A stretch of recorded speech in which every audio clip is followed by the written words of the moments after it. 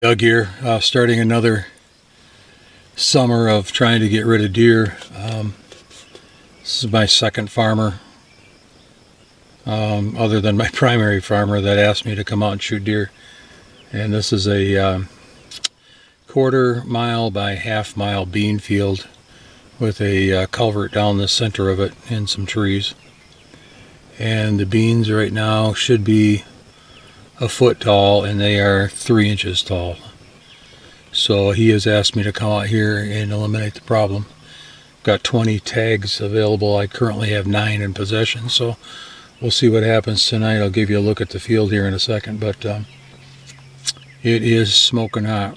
It's about 80 degrees right now, and it's supposed to be 6-mile-an-hour winds, and it is says north out of 3 miles an hour, but it is dead still. So good for trajectory, good for figuring that out. So that having been said, we'll see what happens here, and let's just take a spin around. I'll give you a tour of the field here in a second.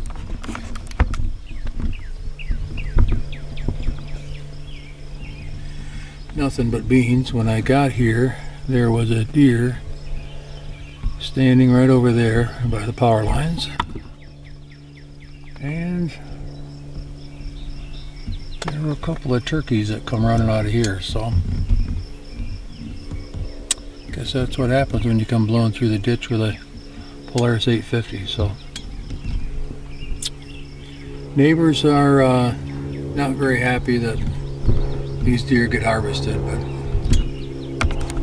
trust me when I tell you there are plenty around. So I drove by this a couple of days ago. Didn't see a lot of deer, but there's a field on the other side of this woods right here, on the other side of the road, and it had 75 in it, I kid you not. So lots in the neighborhood. We'll see what happens. If nothing happens, and then I look down here right at the driveway, and there was a doe and a buck standing there. I shot the doe straight on. She's laying right down there. That's good. Easy to get to. Hope I got him on tape. I know I got one. I don't know about the second one.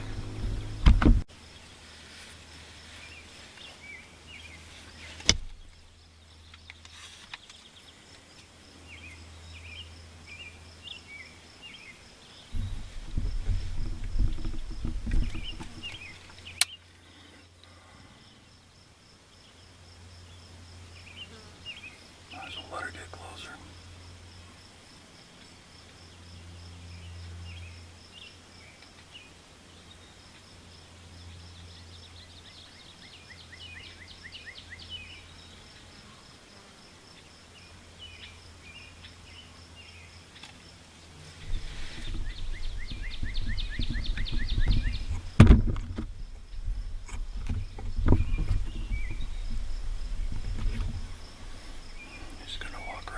Strap.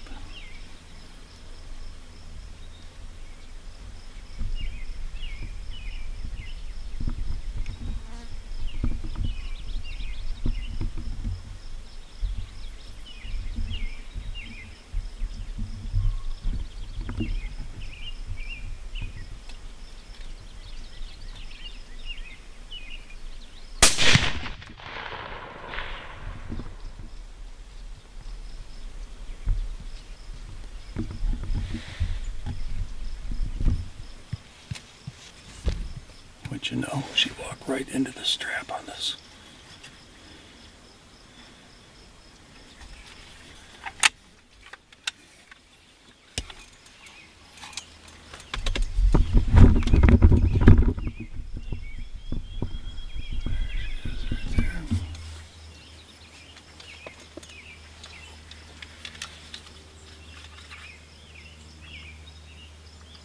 Well,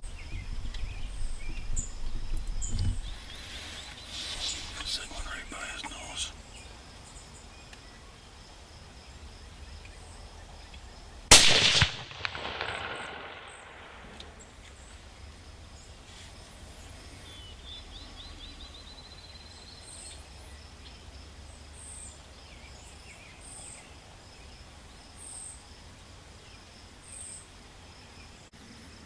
Well, I think it's about time that I collect my prizes.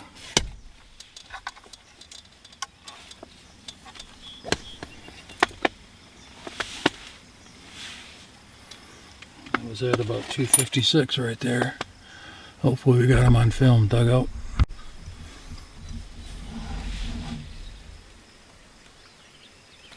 $247, ladies and gentlemen.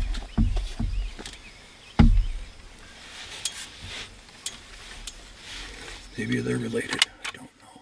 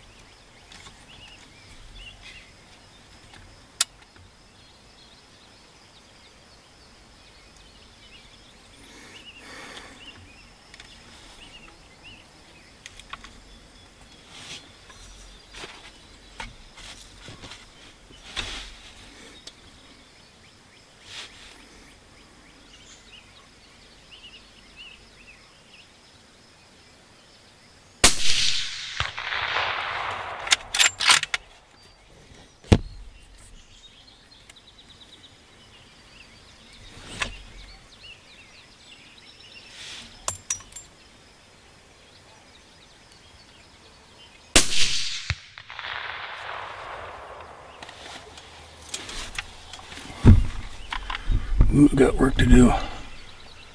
That one down over there. Really got to go now. I just cut my nose.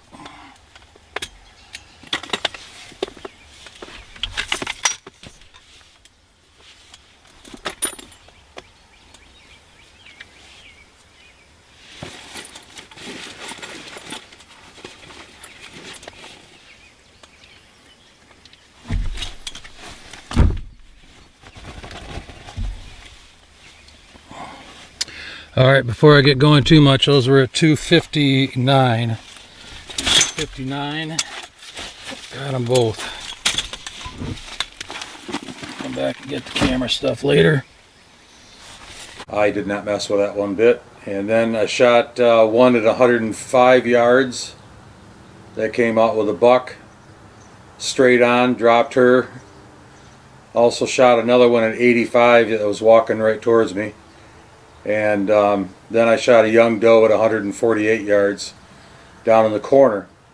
And the rest of the deer were shot basically all in the same area, which was on the other side of the field. At 260 yards, I dropped one deer dead, and then I shot another one, and it was mortally wounded, but lying in some tall grass. Probably this is the reason that I was able to shoot the other two over there, because this deer drew their attention and they came back in, and I shot a really big doe up there and then another smaller doe. So that was 4 at 260 yards and then the 3 up front. And then the work started. So I had put the tray on the back of my Polaris 850 and went over to the far side and picked up the 4 deer, threw them on the tray, which was about 2 deer too many on that tray, and I had trouble getting back because of 2 reasons. Number one, I had used a motorcycle tie down to pull that tray up higher than it normally would be. It droops pretty badly out of the hitch, and that motorcycle tie down broke. Another rule that I broke here was putting a motorcycle tie down against anything that was remotely sharp, which was a chunk of angle iron that it went around, and motorcycle tie downs cannot take pressure on sharp objects. They will break sooner or later. So it broke. Now I'm drooping horribly and trying to haul 4 deer back to the original location, and they kept falling off, and I kept backing up and cussing and carrying on, and finally I got them all back there.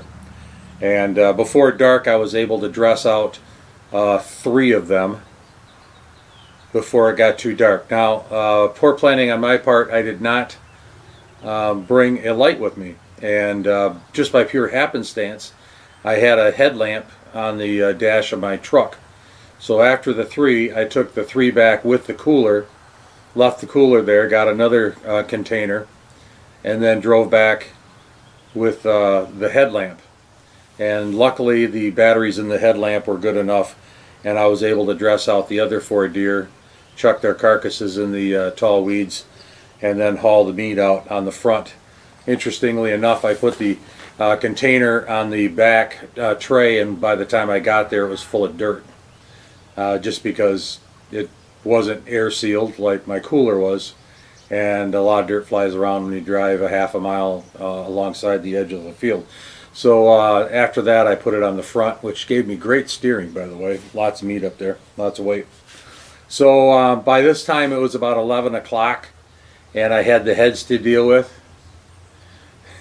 Trying to get my head straight here. Trying to get the heads taken care of, because the DNR mandated that all the heads from the deer have to go to their checking station, which they put a cooler at the township hall. So went over there, and took me a while to get that all figured out, because they needed a T, an R, and a SEC. I think the T is the township, R I don't know what that is, and the section number I did not have. So I called my good friends from 911, and they looked it up for me, gave me those codes, and I was able to write that on the 7 tickets, put them through the ear, and zip them up, and then throw them into the cooler. So I'm sure the DNR is pretty surprised that there's 7 deer in there already. So that having been said, it was off to a home where I unloaded the 4-wheeler, took the trailer off, got the tent out of the back of the truck so it didn't get wet, and the chair and the bipod, tripod, and all that stuff. And then I poured cold water on the meat to try to suck some heat out of it, and that did a really nice job. The meat semi-floats, so I was able to agitate that all up and probably pulled a lot of calories out of the meat. And then I drove over to Nagel Meats, which I had the magic key to get in. They gave me a key to the door. Fantastic. All I have to do is put my meat in a freezer or a refrigerator, and I'm home free, right? Wrong. They changed the locks, which was a major headache, because now I got 150 pounds of meat and I got nowhere to cool it. So as I'm standing there, I'm looking over at the ice chest that is on the outside of the building that you go to get your small bags of ice or your large bags of ice out of, and I notice there's no locks on it. So I'm sure it's got some kind of turnkey lock on it. So I walk over, grab the door, pull it open, and voila, the door opened. And on top of that, the thing was half empty. I'm looking at the floor. So I didn't want to do it because it's not very sanitary, but I put my meat in there with my note, and then first thing in the morning I called Joe and said, hey, better go clean that out, because that's where my meat is. So Joe promises me a new key. He had too many ne'er-do-wells out there that had keys to his place, so he did some security on that one. But long story short, shot 8 deer, recovered 7 of them. All were does. I didn't find any fawns in the field, so I was good about that. Felt good about that, and that's the story there. And I finished the entire task at about 1:45 a.m. So shooting does at 8 o'clock in the evening is fun, but